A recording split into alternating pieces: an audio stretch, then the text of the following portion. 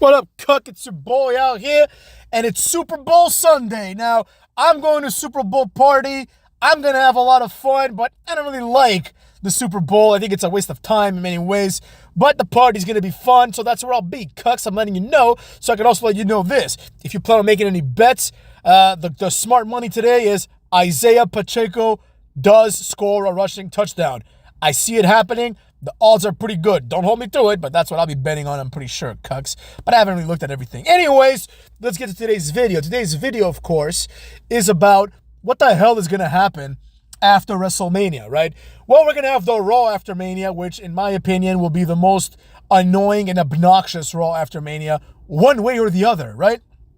I will concede that one good thing of having Roman versus Cody is the same thing as it was last year, right? Where it's like, you don't know who's going to win. Think about what that means. Despite Roman being champion for like 5 years, we still don't know if Cody Rhodes is good enough to be champion. You understand what I'm saying? Like, Cody Rhodes is so mid that it's very likely they might just have Roman Reigns continue to be champion, right? Now, I know people are thinking, well, WrestleMania 40, WrestleMania 30, WrestleMania 20, all of these have kind of ended or are supposed to end with feel-good moments. But let it be understood, Cucks, there was a point where every WrestleMania essentially ended with a feel-good moment, and then we've had a few that don't, right? The odds obviously are that WrestleMania is going to end with a feel-good moment, right? That's kind of the point of WrestleMania. But there are times when it hasn't happened. For example, Triple H winning in 2000, arguably Stone Cold beating The Rock senseless and turning on him and turning on the fans. Although I think that's pretty cool. That's like a pretty badass note to end it on. But, it's a heel turn. It's not a good note. But, Stone Cold has a lot of fans. And then, of course, subsequent pay-per-views like Roman Reigns beating, Edge and Daniel Bryan, Roman Reigns beating Cucky, etc., right? And also Brock Lesnar beating Roman Reigns. So it's definitely possible that Roman Reigns wins. Now, in my opinion, they're close enough already. They may as well just have him break Hulk Hogan's streak. Otherwise, what's the point? He just had a long streak. Great. Who cares, right? Have it be at least longer than Hogan's. Nobody's going to beat Bruno Sammartino's, run in the 30s or whatever it was in the 50s. Nobody cares about that either, to be honest. But if he can say he's better than Hogan, I'm all for it. Now, what's going to happen is this, right? Let's say Roman Reigns wins, which is what I think should happen, but I'm not sure, right? He's going to come out.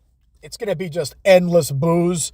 And for some reason, people are still going to want Cody because if he wins, he's going to screw Cody. You know what I mean? He's not going to win fair and square, obviously, right?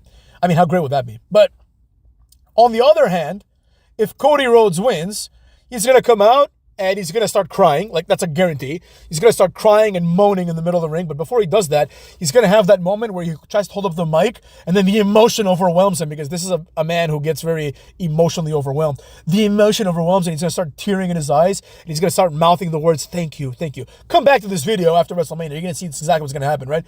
And then, he's going to start crying in his suit. And then either if he wins or he doesn't, it's going to be the exact same promo, right? The only difference is going to be if he wins, he's going to say, I won and I did it for my dad. And on the other side, he's going to say, I didn't win and I didn't do it for my dad. It's going to be the same exact promo beyond whether or not he became champion or not, right? So Roman Reigns, if he wins, he's going to be on Raw. If he doesn't, he's not going to be on Raw. So right there, that, in my opinion, is reason enough to have Roman Reigns win. But it's neither here nor there. The point is, what difference does it make who wins, right? What difference does it make if Cody Rhodes finishes the story? Is anyone going to accept Cody Rhodes as a legitimate main eventer ever? I certainly don't, right?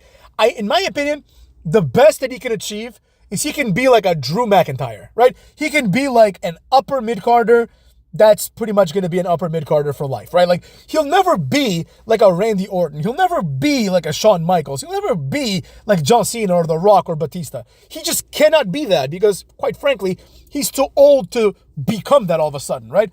It's never happened before, right? It's never happened that someone comes in at, the wrong side of 35 and except for maybe DDP, I guess, right? But DDP was in wrestling for a while. And, arguably, I would make the argument that DDP was like a Drew McIntyre. He was like an upper mid-carder. He was never consistently the champion. He was champion a few times, but, he was always getting destroyed by Scott Steiner and, things like that. So it's very rare for someone to go and become a legit main eventer, in one run in their late 30s. It's just not going to happen, right? Because immediately you have to start looking for who's going to replace Cody, Now, it's possible that Cody Rhodes could main event several WrestleManias in a row after this, but I just don't see it, Like, I mean, to me, it's like after that, they're going to play hot potato with a title, give it to CM Punk for a while, have him. Everyone's going to have their moments. Everyone's going to finish their stories, which, of course, means that the stories are not worth finishing. Which, of course, it means that the stories are garbage. A lot of things like that are going to become very clear very soon, I promise you, cucks. But the primary thing that I wanted to talk about here, aside from, the fact that it doesn't matter if Cody wins. It doesn't matter if Cody wins. The other thing is this. Think about all the jobbers. Think about all the, and disclaimer here. When I say jobbers, I use the term loosely, motherfucks. I'm very well aware that Drew McIntyre is not a jobber. You know what I'm saying? Or Kofi Kingston, it's never really been a jobber. He's always been like a mid-carder. He's never even been like an undercard guy. He's a solid, perpetual mid-carder and then tag team champion, which is the same thing, right? The truth is, if you take all of these mid-card jobbers, right, very few of them really have been like held down, right? Most of them have been rewarded for being soldiers, like Kofi Kingston. I'm not even mad that Kofi Kingston was WWE champion. Like, yeah, I don't want to speak about he deserves it or doesn't deserve it, but he's put in the time. He's put in the work, right? So if you're going to reward a random jobber, right? Yeah, you're going to reward Kofi Kingston. You're not going to reward like, you're not going to reward like Tyler Breeze, right? You're going to reward Kofi Kingston. It makes sense, right? But a lot of these mid-card jobbers, the fans have turned on them completely, right? Now, turned on them, right? People, when they hear that, they tend to think like, oh, the fans like are booing them. No, they turned on them with indifference. I know Nakamura still has fans, about 7 of them, right? But nobody cares, right? Nobody cares. If someone were to do a poll of a random WWE episode and its audience, and they asked the audience, what would you rather see right now, Nakamura or R-Truth? I think almost everyone would say R-Truth, right? And R-Truth has never been as over as Nakamura was when he was at his most over, right? But the trend continues. We got Nakamura. Now we have Cocky Rhodes. He's a new one, right? CM Punk, I'd put him in the same category, to be honest, right? Kofi Kingston, Daniel Bryan, right? All these guys that nobody has ever cared about, they've never gotten a real reaction except for during the high peak of their wave, right?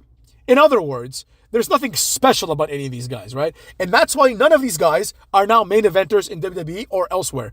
Even in AEW, Daniel Bryan is a mid-carder. I don't want to hear he's a main eventer. He obviously isn't, right? The main event is composed of people now like Samoa Joe, like Swerve Strickland, I hate to say it, but it's true.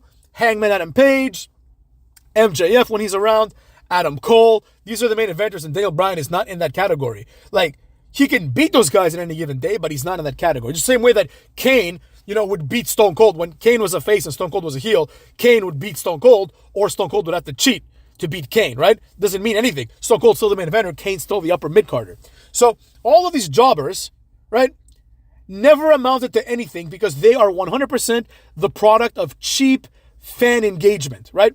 Perhaps the best example is someone that I really like, actually. Matt Hardy, right? When Matt Hardy started getting over back in the day with version 1, V1, that was pretty cool. I really enjoyed that. But a lot of people were like, oh, Matt Hardy's over. Matt Hardy should beat Brock Lesnar for the WWE title, right? And it's like, whoa, hold on a second, man. Matt Hardy? You mean the guy that was jobbing to Al Snow like a month ago? That guy should be WWE champion because he's over now? And that's the problem, right? I think that's the primary issue that I have with today's wrestling fans, is that they really believe that if someone's over, they should be champion, right? If someone's over, they should be over. It's as simple as that, right? Like LA Knight is a good example. LA Knight is, kind of depends how you look at it. But let's say for sure he was over. Let's say he is over, right? He is over and he is over. It's as simple as that. It starts and ends there. It's okay to be over and not be champion. In fact, in order to be champion, in my opinion, someone needs to be over consistently, right? Not until they become champion. But once they're champion, are they still over, right? Daniel Bryan, I mean, to be fair, he became a jobber because he got injured and because, he's just frail. But the truth is, he was never going to be over long term, right? When he came back, people didn't really give a damn, right? They just had him come back. It was like him and Shane versus like Kevin Owens and Sami Zayn. I don't even remember what it was, right? Or him and Cena versus, I don't remember, right? The point is, he came back and it was completely irrelevant. Nobody really cared. Then he became champion and nobody cared. Like, he had to reinvent himself. He had to be like, oh, I'm not Daniel Bryan, like the vegan, because his old shtick wasn't over anymore, right? The same thing has happened to countless wrestlers. I don't want to get into the details here. But do you think it's going to be any different for Cody Rhodes? Like, do you think when Okada debuts, if Okada debuts, when will Ospreay get signed? Hell, do you fuckers think that when MJF gets signed to WWE and goes on Raw, and let's say Cody Rhodes is champion, do you think any of the fans are going to still be cheering for Cody? Absolutely not. Literally, 100% of them are going to be cheering for MJF. They're going to boo Cody just like they did in AEW. And with that being said, why the hell would we want that? We could just have them boo for Roman Reigns, who is over, but as a heel. Exactly, Cucks. Exactly.